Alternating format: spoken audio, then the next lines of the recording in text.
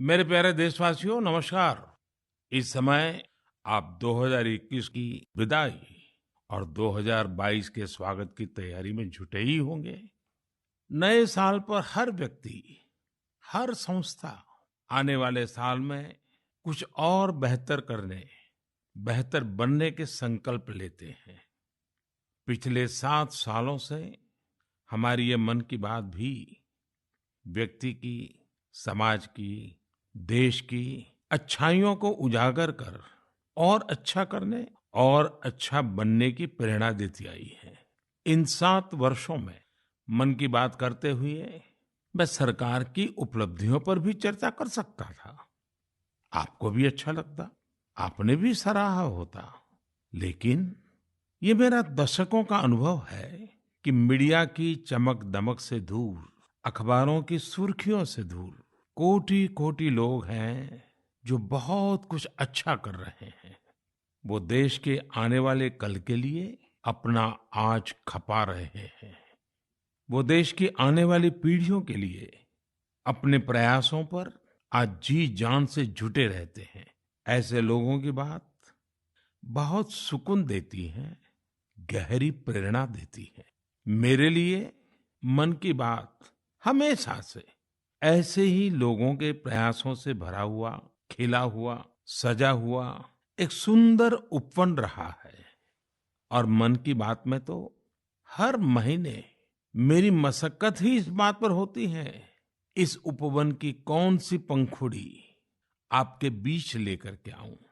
मुझे खुशी है कि हमारी बहुरत्ना वसुंधरा के पुण्य कार्यों का अविरल प्रवाह निरंतर बहता रहता है। और आज जब देश अमृत महोत्सव मना रहा है, तो ये जो जनशक्ति है, जन जन की शक्ति है, उसका उल्लेख, उसके प्रयास, उसका परिश्रम भारत के और मानवता के उज्जवल भविष्य के लिए एक तरह से गारंटी देता है। साथियों, ये जनशक्ति की ही ताकत है, सबका प्रयास है कि भारत 100 साल में आई सबसे बड़ी महामारी से लड़ सका। हम हर मुश्किल समय में एक दूसरे के साथ एक परिवार की तरह खड़े रहे। अपने मोहल्ले या शहर में किसी की मदद करना हो, जिससे जो बना उससे ज्यादा करने की कोशिश की। आज विश्व में वैक्सीनेशन के जो आंकड़े हैं, उनकी तुलना भारत से करें तो लगता है कि देश ने कितना अभूतपूर्व काम किया है, कितना बड़ा लक्ष्य हासिल किया है। वैक्सीन की 140 करोड़ डोज के पड़ाव को पार करना प्रत्येक भारतवासी की अपनी उपलब्धि है। ये प्रत्येक भारतीय का व्यवस्था पर भरोसा दिखाता है, विज्ञान पर भरोसा दिखाता है, वैज्ञानिकों पर भरोसा दिखाता है और समाज के प्रति अपने दायित्वों को निभा रहे हम भारतीयों की इच्छा शक्ति का प्रमाण भी है। लेकिन साथियों, हमें ये भी ध्यान रखना है कि कोरोना का एक नया वेरिएंट दस्तक दे चुका है। पिछले 2 वर्षों का हमारा अनुभव है कि इस वैश्विक महामारी को परास्त करने के लिए एक नागरिक के तौर पर हमारा खुद का प्रयास बहुत महत्वपूर्ण है। ये जो नया ओमिक्रॉन वेरिएंट आया है, उसका अध्ययन हमारे वैज्ञानिक लगातार कर रहे हैं। हर रोज नया डेटा उन्हें मिल रहा है, उनके सुझावों पर काम हो रहा है। ऐसे में स्वयं की सजगता, स्वयं का अनुशासन कोरोना के इस वेरिएंट के खिलाफ देश की बहुत बड़ी शक्ति है। हमारी सामूहिक शक्ति ही कोरोना को परास्त करेगी। इसी दायित्व बोध के साथ हमें 2022 में प्रवेश करना है। मेरे प्यारे देशवासियों, महाभारत के युद्ध के समय भगवान श्री कृष्ण ने अर्जुन को कहा था, नभः स्पृशम दीप्तम, यानी गर्व के साथ आकाश को छूना। ये भारतीय वायुसेना का आदर्श वाक्य भी है।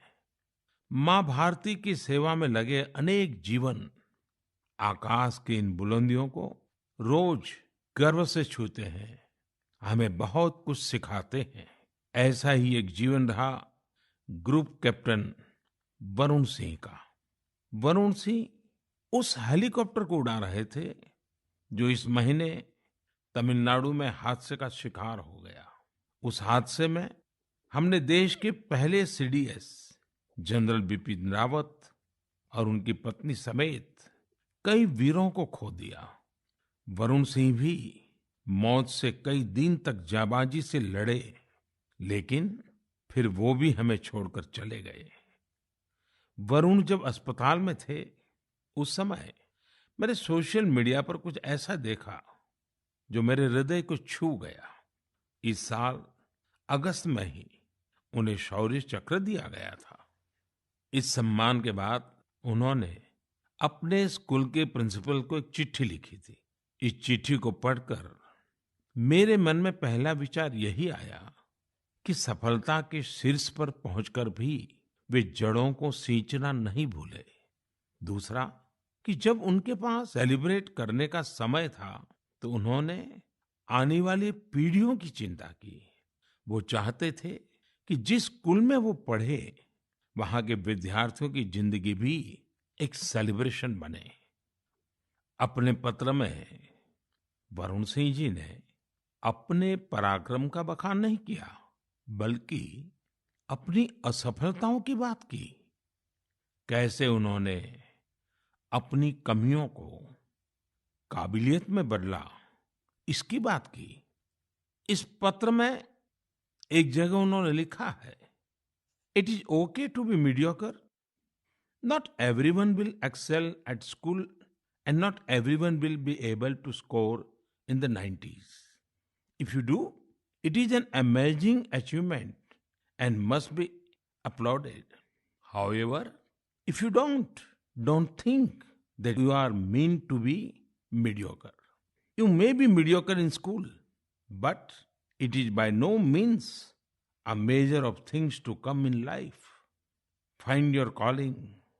It could be art, music, graphic design, literature, etc. Whatever you work towards, be dedicated, do your best. Never go to bed thinking, I could have put in more efforts. साथियों, औसत से असाधारण बनने का उन्होंने जो मंत्र दिया है, वो भी उतना ही महत्वपूर्ण है। इसी पत्र में वरुण सिंह ने लिखा है, never lose hope, never think that you cannot be good at what you want to be. It will not come easy. It will take sacrifice of time and comfort. I was mediocre and today I have reached difficult milestone in my career. Do not think that 12th board marks decide what you are capable of achieving in life. Believe in yourself and work towards it. Varun ने लिखा था कि अगर वो एक भी student को प्रेरणा दे सके तो ये भी बहुत होगा। लेकिन आज मैं कहना चाहूंगा, उन्होंने पूरे देश को प्रेरित किया है। उनका लेटर भले ही केवल स्टूडेंट से बात करता हो, लेकिन उन्होंने हमारे पूरे समाज को संदेश दिया है। साथियों, हर साल मैं ऐसे ही विषयों पर विद्यार्थियों के साथ परीक्षा पर चर्चा करता हूं। इस साल भी एग्जाम से पहले मैं स्टूडेंट्स के साथ चर्चा करने की प्लानिंग कर रहा हूं। इस कार्यक्रम के लिए 2 दिन बाद 28 दिसंबर से mygov.in पर रजिस्ट्रेशन भी शुरू होने जा रहा है। ये रजिस्ट्रेशन 28 दिसंबर से 20 जनवरी तक चलेगा।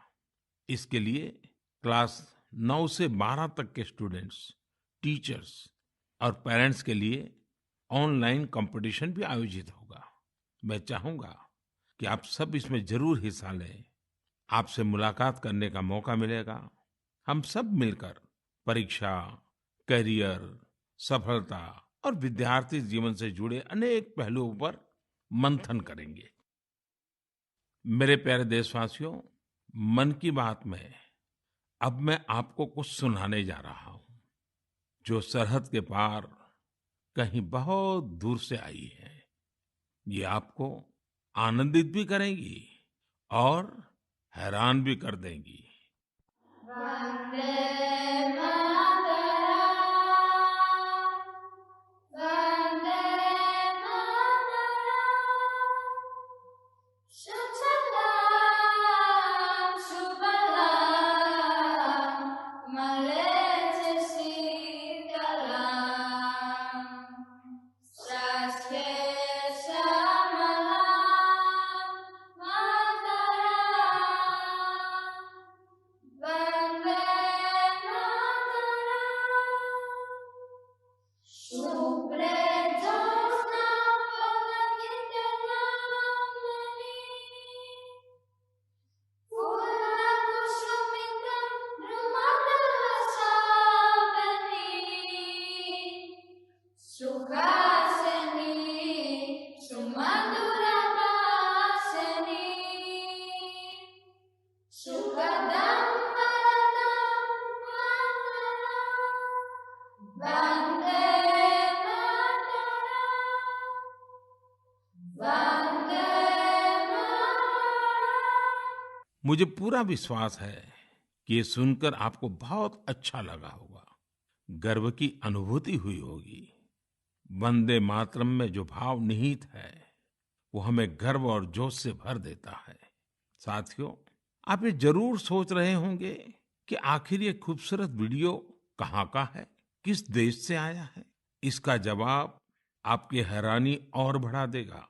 वंदे मातरम प्रस्तुत करने वाले ये स्टूडेंट्स ग्रीस के हैं। वहां वे इलिया के हाई स्कूल में पढ़ाई करते हैं। इन्होंने जिस खूबसूरती और भाव के साथ वंदे मातरम गाया है, वो अद्भुत और सराहनीय है। ऐसे ही प्रयास दो देशों के लोगों को और करीब लाते हैं। मैं ग्रीस के इन छात्र छात्राओं और उनके टीचर्स का अभिनंदन करता हूँ। आजादी के अमृत महोत्सव के दौरान किए गए उनके प्रयास की सराहना करता हूँ। साथियों, मैं लखनऊ के रहने वाले नीलेश जी की एक पोस्ट की भी चर्चा करना चाहूंगा। नीलेश जी ने लखनऊ में हुए एक अनूठे ड्रोन शो की बहुत प्रशंसा की है। ये ड्रोन शो लखनऊ के रेसिडेंसी क्षेत्र में आयोजित किया गया था। 1857 के पहले स्वतंत्रता संग्राम की गवाही रेसिडेंसी की दीवारों पर आज भी नजर आती है। रेसिडेंसी में हुए ड्रोन शो में भारतीय स्वतंत्रता संग्राम के अलग अलग पहलुओं को जीवंत बनाया गया। चाहे चौरी चौरा आंदोलन हो, काकोरी ट्रेन की घटना हो, या फिर नेताजी सुभाष बाबू का अदम्य साहस और पराक्रम, इस ड्रोन शो ने सबका दिल जीत लिया। आप भी इसी तरह अपने शहरों के, गांवों के आजादी के आंदोलन से जुड़े अनूठे पहलुओं को लोगों के सामने ला सकते हैं।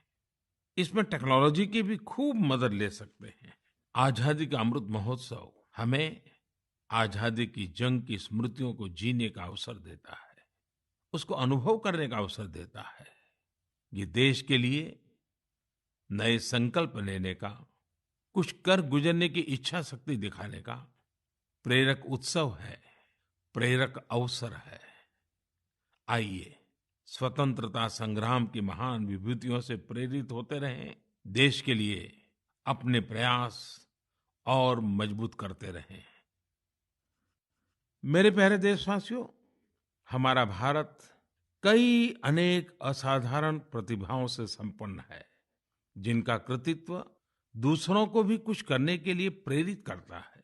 ऐसे ही एक व्यक्ति हैं तेलंगाना के डॉक्टर कुरेला विट्ठलाचार्य जी। उनकी उम्र 84 साल है। विट्ठलाचार्य जी इसकी मिसाल है कि जब बात अपने सपने पूरे करने की हो तो उम्र कोई मायने नहीं रखती। साथियों, विट्ठलाचार्य जी की बचपन से एक इच्छा थी, वो एक बड़ी सी लाइब्रेरी खोले। देश तब गुलाम था, कुछ परिस्थितियां ऐसी थी कि बचपन का वो सपना तब सपना ही रह गया। समय के साथ विट्ठलाचार्य जी लेक्चरर बने, तेलुगु भाषा का गहन अध्ययन किया और उसी में कई सारी रचनाओं का सृजन भी किया। 6-7 साल पहले वो एक बार फिर अपना सपना पूरा करने में जुटे। उन्होंने खुद की किताबों से लाइब्रेरी की शुरुआत की, अपने जीवन भर की कमाई इसमें लगा दी। धीरे धीरे लोग इससे जुड़ते चले गए और योगदान करते गए। यदाद्री भुवनागिरी जिले के रमन्नापेट मंडल की इस लाइब्रेरी में करीब 2 लाख पुस्तकें हैं। विट्ठलाचार्य जी कहते हैं कि पढ़ाई को लेकर उन्हें जिन मुश्किलों का सामना करना पड़ा, वो किसी और को न करना पड़े। उन्हें आज ये देखकर बहुत अच्छा लगता है कि बड़ी संख्या में स्टूडेंट्स को इसका लाभ मिल रहा है। उनके प्रयासों से प्रेरित होकर कई दूसरे गांवों के लोग भी लाइब्रेरी बनाने में जुटे हैं। साथियों, किताबें सिर्फ ज्ञान ही नहीं देती, बल्कि व्यक्तित्व भी संवारती हैं, जीवन को भी गढ़ती हैं। किताबें पढ़ने का शौक एक अद्भुत संतोष देता है। आजकल मैं देखता हूं कि लोग ये बहुत गर्व से बताते हैं कि इस साल मैंने इतनी किताबें पढ़ी, अब आगे मुझे ये किताबें और पढ़नी है। ये एक अच्छा ट्रेंड है जिसे और बढ़ाना चाहिए। मैं भी मन की बात के श्रोताओं से कहूंगा कि आप इस वर्ष की अपनी उन 5 किताबों के बारे में बताएं जो आपकी पसंदीदा रही हैं। इस तरह से आप 2022 में दूसरे पाठकों को अच्छी किताबें चुनने में भी मदद कर सकेंगे। ऐसे समय में जब हमारा स्क्रीन टाइम बढ़ रहा है, बुक रीडिंग अधिक से अधिक पॉपुलर बने, इसके लिए भी हमें मिलकर प्रयास करना होगा। मेरे प्यारे देशवासियों, हाल ही में मेरा ध्यान एक दिलचस्प प्रयास की ओर गया है। ये कोशिश हमारे प्राचीन ग्रंथों और सांस्कृतिक मूल्यों को भारत ही नहीं बल्कि दुनिया भर में लोकप्रिय बनाने की है। पुणे में भंडारकर ओरिएंटल रिसर्च इंस्टीट्यूट नाम का एक सेंटर है। इस संस्थान ने दूसरे देशों के लोगों को महाभारत के महत्व से परिचित कराने के लिए ऑनलाइन कोर्स शुरू किया है। आप ये जानकर हैरान रह जाएंगे कि ये कोर्स भले अभी शुरू किया गया है, लेकिन इसमें जो कंटेंट पढ़ाया जाता है उसे तैयार करने की शुरुआत 100 साल से भी पहले हुई थी। जब इंस्टीट्यूट ने इससे जुड़ा कोर्स शुरू किया तो उसे जबरदस्त रिस्पांस मिला। मैं इस शानदार पहल की चर्चा इसलिए कर रहा हूं ताकि लोगों को पता चले कि हमारी परंपरा के विभिन्न पहलुओं को किस प्रकार मॉडर्न तरीके से प्रस्तुत किया जा रहा है। 7 समंदर पार बैठे लोगों तक इसका लाभ कैसे पहुंचे, इसके लिए भी इनोवेटिव तरीके अपनाए जा रहे हैं। साथियों, आज दुनिया भर में भारतीय संस्कृति के बारे में जानने को लेकर दिलचस्पी बढ़ रही है। अलग अलग देशों के लोग ना सिर्फ हमारी संस्कृति के बारे में जानने के लिए उत्सुक हैं, बल्कि उसे बढ़ाने में भी मदद कर रहे हैं। ऐसे ही एक व्यक्ति हैं सर्बियन स्कॉलर डॉक्टर मोमिर निकिच। इन्होंने एक बाइलिंगुअल संस्कृत सर्बियन डिक्शनरी तैयार की है। इस डिक्शनरी में शामिल किए गए संस्कृत के 70,000 से अधिक शब्दों का सर्बियन भाषा में अनुवाद किया गया है। आपको ये जानकर और भी अच्छा लगेगा कि डॉक्टर निकिच ने 70 वर्ष की उम्र में संस्कृत भाषा सीखी है। वे बताते हैं कि इसकी प्रेरणा उन्हें महात्मा गांधी के लेखों को पढ़कर मिली। इसी प्रकार का उदाहरण मंगोलिया के 93 साल के प्रोफेसर जे गेंदेधरम का भी है। पिछले 4 दशकों में उन्होंने भारत के करीब 40 प्राचीन ग्रंथों, महाकाव्यों और रचनाओं का मंगोलियन भाषा में अनुवाद किया है। अपने देश में भी इस तरह के जज्बे के साथ बहुत लोग काम कर रहे हैं। मुझे गोवा के सागर मुले जी के प्रयासों के बारे में भी जानने को मिला है, जो सैकड़ों वर्ष पुरानी कावी चित्रकला को लुप्त होने से बचाने में जुटे हैं। कावी चित्रकला भारत के प्राचीन इतिहास को अपने आप में समेटे हैं। दरअसल काव का अर्थ होता है लाल मिट्टी। प्राचीन काल में इस कला में लाल मिट्टी का प्रयोग किया जाता था। गोवा में पुर्तगाली शासन के दौरान वहां से पलायन करने वाले लोगों ने दूसरे राज्यों के लोगों का भी इस अद्भुत चित्रकला से परिचय कराया। समय के साथ ये चित्रकला लुप्त होती जा रही थी, लेकिन सागर मुले जी ने इस कला में नई जान फूंक दी है। उनके इस प्रयास को भरपूर सराहना भी मिल रही है। साथियों, एक छोटी सी कोशिश, एक छोटा कदम भी हमारी समृद्ध कलाओं के रक्षण में बहुत बड़ा योगदान दे सकता है। अगर हमारे देश के लोग ठान लें तो देश भर में हमारी प्राचीन कलाओं को सजाने, संवारने और बचाने का जज्बा एक जन आंदोलन का रूप ले सकता है। मैंने यहाँ कुछ ही प्रयासों के बारे में बात की है। देश भर में इस तरह के अनेक प्रयास हो रहे हैं।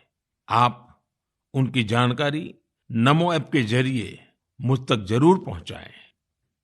मेरे प्यारे देशवासियों, अरुणाचल प्रदेश के लोगों ने साल भर से एक अनूठा अभियान चला रखा है और उसे नाम दिया है Arunachal Pradesh air gun surrender अभियान। इस अभियान में लोग स्वेच्छा से अपनी एयर गन सरेंडर कर रहे हैं। जानते हैं क्यों? ताकि अरुणाचल प्रदेश में पक्षियों का अंधाधुंध शिकार रुक सके। साथियों, अरुणाचल प्रदेश पक्षियों की 500 से भी अधिक प्रजातियों का घर है। इनमें कुछ ऐसी देसी प्रजातियां भी शामिल हैं जो दुनिया में कहीं और नहीं पाई जाती हैं। लेकिन धीरे धीरे अब जंगलों में पक्षियों की संख्या में कमी आने लगी है। इसे सुधारने के लिए ही अब ये एयरगन सरेंडर अभियान चल रहा है। पिछले कुछ महीनों में पहाड़ से मैदानी इलाकों तक, एक कम्युनिटी से लेकर दूसरी कम्युनिटी तक, राज्य में हर तरफ लोगों ने इसे खुले दिल से अपनाया है। अरुणाचल के लोग अपनी मर्जी से अब तक 1600 से ज्यादा एयरगन सरेंडर कर चुके हैं। मैं अरुणाचल के लोगों की इसके लिए प्रशंसा करता हूं, उनका अभिनंदन करता हूं। मेरे प्यारे देशवासियों, आप सभी की ओर से 2022 से जुड़े बहुत सारे संदेश और सुझाव आए हैं। एक विषय हर बार की तरह अधिकांश लोगों के संदेशों में है। ये है स्वच्छता और स्वच्छ भारत का। स्वच्छता का ये संकल्प अनुशासन से, सजगता से और समर्पण से ही पूरा होगा। हम एनसीसी कैडेट द्वारा शुरू किए गए पुनीत सागर अभियान में भी इसकी झलक देख सकते हैं। इस अभियान में 30,000 से अधिक एनसीसी कैडेट शामिल हुए। एनसीसी के इन कैडेट्स ने बीचेस पर सफाई की, वहां से प्लास्टिक कचरा हटाकर उसे रिसाइकलिंग के लिए इकट्ठा किया। हमारे बीचेस, हमारे पहाड़, ये हमारे घूमने लायक तभी होते हैं जब वहां साफ सफाई हो। बहुत से लोग किसी जगह जाने का सपना जिंदगी भर देखते हैं, लेकिन जब वहां जाते हैं तो जाने अनजाने कचरा भी फैला आते हैं। ये हर देशवासी की जिम्मेदारी है कि जो जगह हमें इतनी खुशी देती है, हम उन्हें अस्वच्छ न करें। साथियों, मुझे साफ वाटर नाम से एक स्टार्टअप के बारे में पता चला है, जिसे कुछ युवाओं ने शुरू किया है। ये आर्टिफिशियल इंटेलिजेंस और इंटरनेट ऑफ थिंग्स की मदद से लोगों को उनके इलाके में पानी की शुद्धता और क्वालिटी से जुड़ी जानकारी देगा। ये स्वच्छता का ही तो एक अगला चरण है। लोगों के स्वच्छ और स्वस्थ भविष्य के लिए इस स्टार्टअप की अहमियत को देखते हुए इसे एक ग्लोबल अवार्ड भी मिला है। साथियों, एक कदम स्वच्छता की ओर, इस प्रयास में संस्थाएं हो या सरकार, सभी की महत्वपूर्ण भूमिका है। आप सब जानते हैं कि पहले सरकारी दफ्तरों में पुरानी फाइलों और कागजों का कितना ढेर रहता था। जब से सरकार ने पुराने तौर तरीकों को बदलना शुरू किया है, ये फाइल्स और कागज के ढेर डिजिटाइज होकर कंप्यूटर के फोल्डर में समाते जा रहे हैं। जितना पुराना और पेंडिंग मटेरियल है, उसे हटाने के लिए मंत्रालयों और विभागों में विशेष अभियान भी चलाए जा रहे हैं। इस अभियान से कुछ बड़ी ही इंटरेस्टिंग चीजें हुई हैं। डिपार्टमेंट ऑफ पोस्ट में जब ये सफाई अभियान चला, तो वहां का जंकयार्ड पूरी तरह खाली हो गया। अब इस जंकयार्ड को कोर्टयार्ड और कैफेटेरिया में बदल दिया गया है।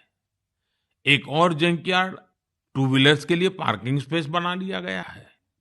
इसी तरह पर्यावरण मंत्रालय ने अपनी खाली हुए जंकयार्ड को वेलनेस सेंटर में बदल दिया। शहरी कार्य मंत्रालय ने तो एक स्वच्छ एटीएम भी लगाया है। इसका उद्देश्य है कि लोग कचरा दें और बदले में कैश लेकर जाएं।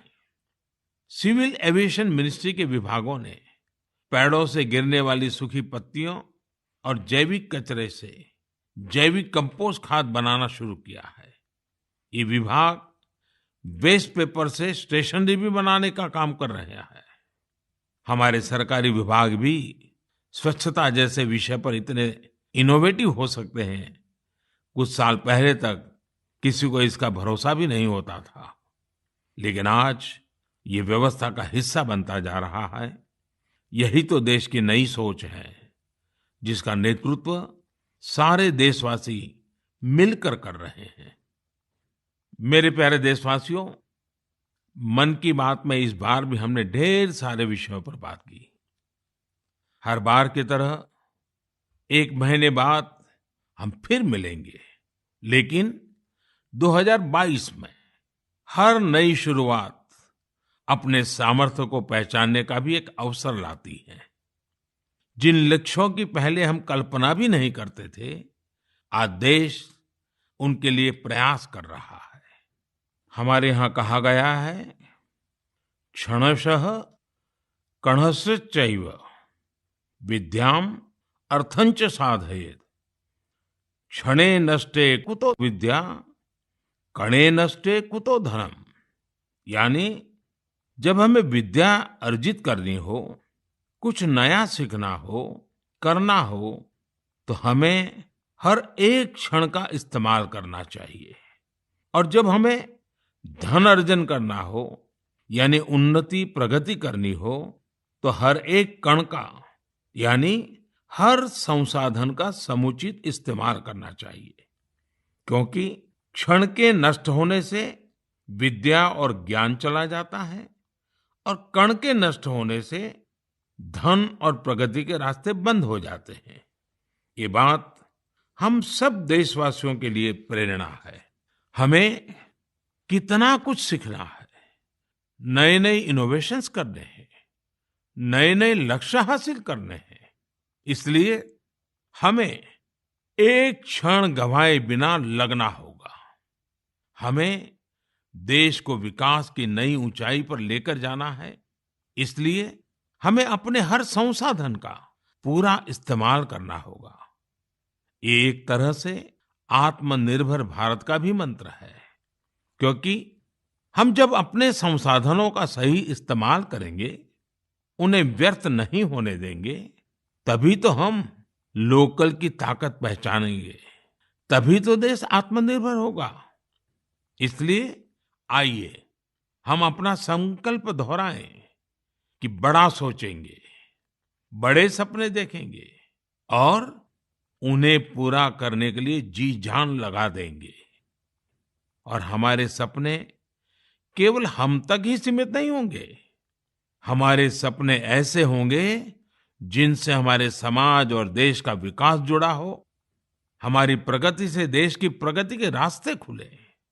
और इसके लिए हमें आज ही लगना होगा, बिना एक क्षण गवाए, बिना एक कण गवाए। मुझे पूरा भरोसा है, इसी संकल्प के साथ आने वाले साल में देश आगे बढ़ेगा और 2022 एक नए भारत के निर्माण का स्वर्णिम पृष्ठ बनेगा। इसी विश्वास के साथ आप सभी को 2022 की ढेर सारी शुभकामनाएं। बहुत बहुत धन्यवाद।